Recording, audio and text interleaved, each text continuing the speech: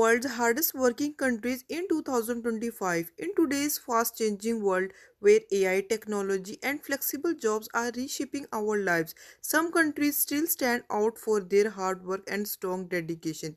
Let's take a look based on data from the OECD, World Bank, and other reports. So, which nation are really putting in the most effort in 2025?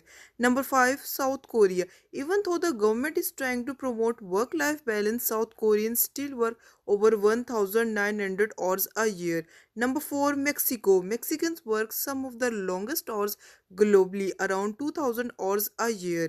Number 3, India. India's fast growing tech and service industry has made its people some of the most active workers.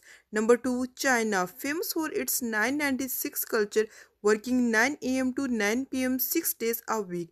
China's workforce is known for its discipline and endurance.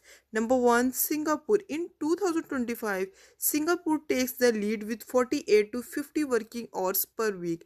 People here are motivated by ambition, competition, and a desire to excel in one of Asia's most demanding business environment. Which country do you think work the hardest?